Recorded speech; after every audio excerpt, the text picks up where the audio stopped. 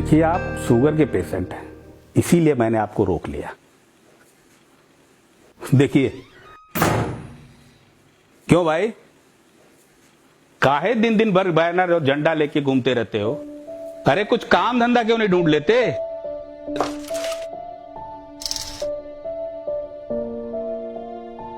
अरे 4 पैसे कमा के लाओगे तो घर चलाने में मदद मिलेगी।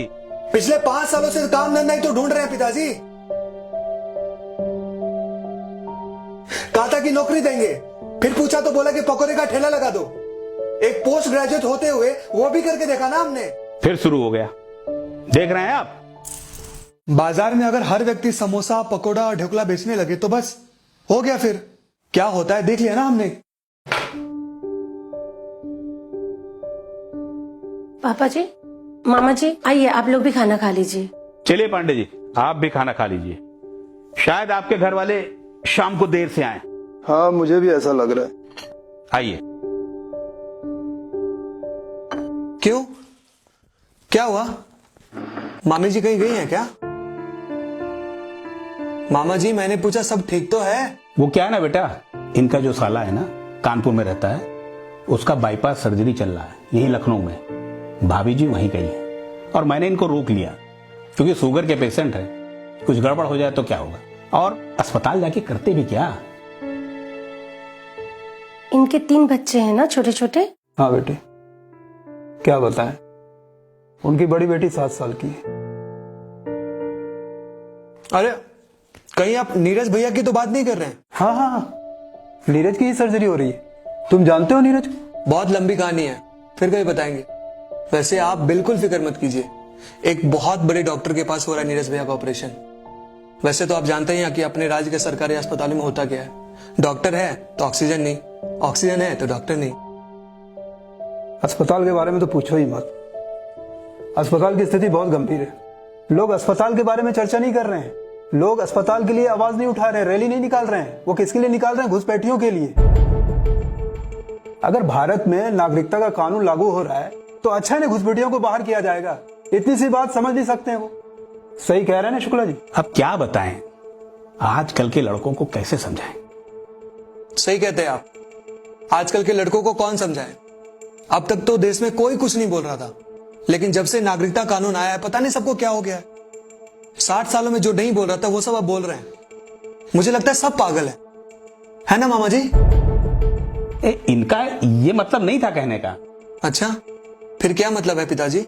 इनका कहने का मतलब था कि जो पाकिस्तानी, बांग्लादेशी और अफगानिस्तान से लोग घुसपैठिए यहां आ गए, उनको देश से बाहर कैसे निकाला जाए।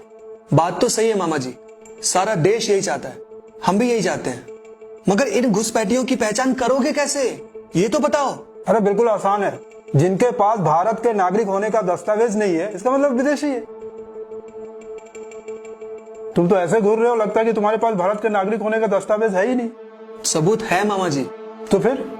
अरे हम क्यों दे सबूत? अरे देश को घुसपैठियों से बचाना है तो सबूत तो देना ही होगा ना।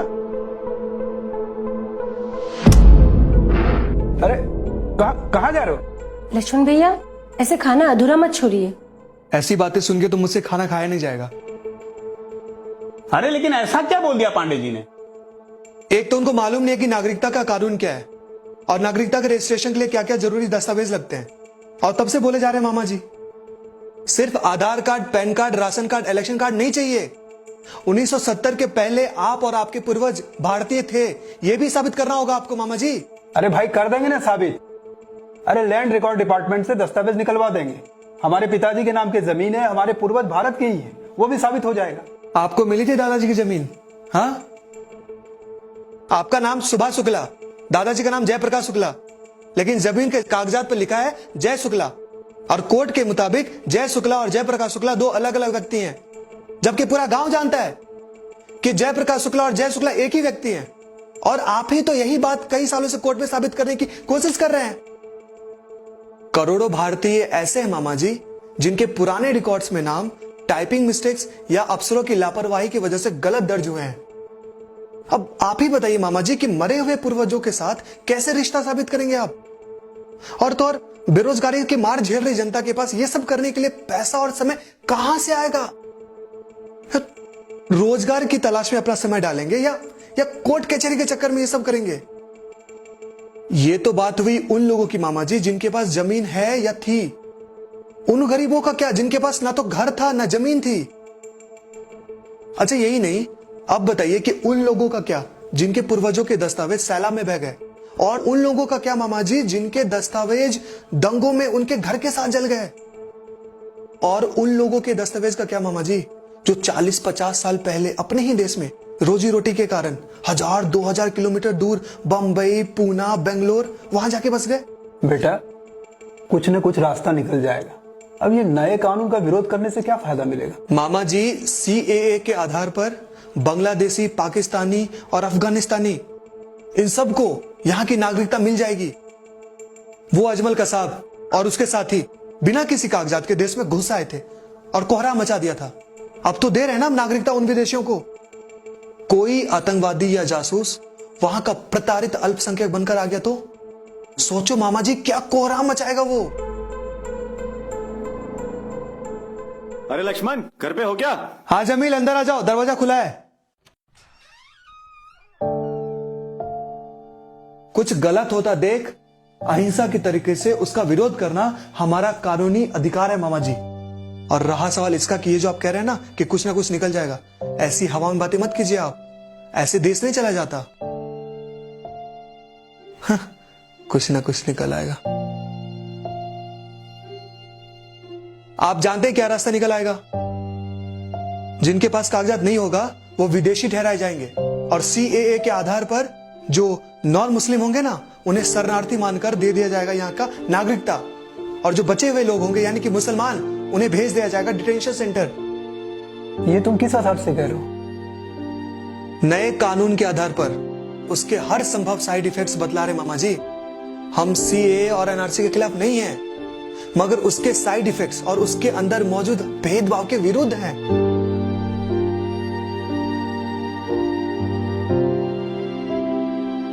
फिर इन घुसपैठियों को निकालेंगे कैसे? इसके लिए सोच विचार करके और देश के सभी समुदायों के साथ बात करके नया कानून बनाना चाहिए था। अरे लेकिन ये सोच विचार के ही तो बनाया है ये कानून। सोच विचार करके बनाया ये कानून, तो फिर बताइए जो सवाल हमने उठाए हैं उसका जवाब है आपके पास? ये है जमील, हमारा पड़ोसी। मेरा इसके साथ बिल्कुल नहीं बनता था, लेकिन जहां देश की बात आती है वहां हम साथ खड़े होते हैं। इसका पूरा नाम है मोहम्मद जमील जैन। जैन मोहम्मद इसके पिताजी का नाम, और इसके पिताजी के डॉक्यूमेंट्स पे नाम है जैन शमी। अब आप मुझे बताइए कि ये कैसे साबित करेगा कि जैन शमी और मोहम्मद जैन एक ही व्यक्ति है? 20 साल हो गए अंकल को गुजरे। 4 साल का था ये। इसी चौखट से हम दोनों ने अंकल का जनाजा गुजरते हुए देखा था। यही बगल के कब्रिस्तान में आराम फरमा रहे हैं वो। अंकल के जाने के बाद अब ये कैसे साबित करेगा? कहां से लाएगा वो कागज पत्तर? अरे इनके पास कागजात नहीं तो हम क्या कर सकते हैं? हमारे हाथ में है ही क्या? बस यही प्रॉब्लम है। अरे ये क्यों नहीं कहते कि अपने हाथ में क्या है? जब मेरी इसके साथ नहीं बनती थी ना, तब मैं भी यही सोचता था। लेकिन आपको पता है कि हम दोनों साथ क्यों हैं?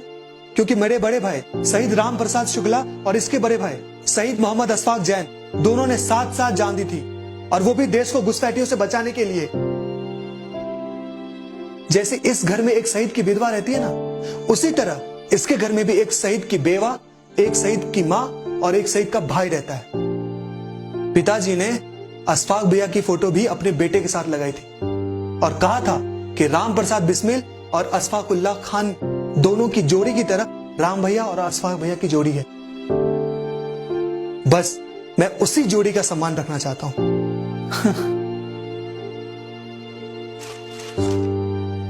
मामा जी, आपको जानना था ना कि नीरज भैया के बारे में हमें कैसे पता, तो ये भी जान लीजिए। जमील को बिल्कुल नहीं पता कि नीरज भैया हमारे कौन है, लेकिन सिर्फ इंसानियत के खातिर इसने नीरज भैया की मदद की। इसने सद्भावना ट्रस्ट के चक्कर लगाए ताकि नीरज भैया को सर्जरी के पैसे मिल सके। जो हमें आपस में बांटेगा मामा जी, उन्हें हम बिल्कुल माफ नहीं करेंगे। जिस तरह प्रदर्शनकारियों पर लाठी बरसाए जा रहे हैं, आंसू गैस के गोले दागे जा रहे हैं, लगता है जैसे जलियांवाला बाग बना देगा। तो क्यों ना करें हम शक उनके नियत पर कि ये कानून भेदभाव के लिए बनाए जा रहे हैं? देखो बेटा, ऐसा कुछ नहीं है। इसके पीछे की भावनाओं को समझो। भावनाएं? भावनाएं यही कहती है कि इस देश के मुसलमानों ने अपनी पूरी उम्र गुजार दी अपनी देश प्रेम साबित करते करते। अब अगर कोई उनसे यहां का नागरिक होने का प्रमाण मांगेगा तो हम खड़े हैं उनके साथ, उनका प्रमाण लिए। हमारे शाम के रैली का टाइम हो रहा है, चलते हैं। चल जमील। और हाँ, शाम की ट्रेन से हमारी बहन आ रही है, हम उसको लेते हुए आएंगे। बहन? तुम्हारी कौन बहन है? अरे मामा जी की बेटी दीक्षा, हमारी बहन ही हुई ना जो अपने पसंद के लड़के के साथ भाग गई थी शादी करने के लिए। 1970 के डॉक्यूमेंट्स लेने के लिए वापस आ रही है। हम हाथ जोड़कर विनती करते हैं, अपना लीजिएगा उसे।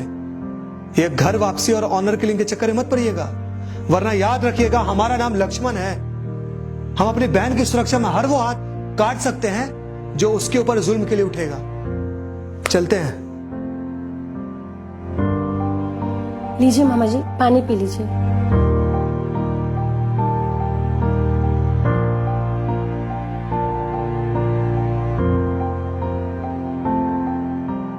मामा जी, दीक्षा ने जो लड़के से शादी की है।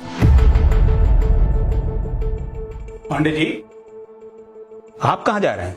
सीए एनआरसी के विरोध में जो रैली हो रहा है वहीं धरना देने जा रहे हैं। उसके बाद हम अपनी बेटी और दामाद को लेने स्टेशन जाएंगे।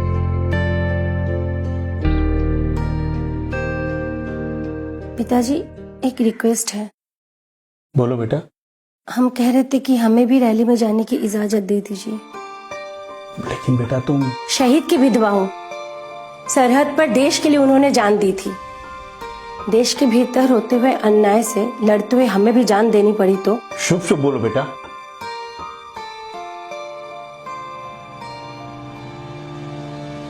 चलो हम दोनों मिलके चलते हैं।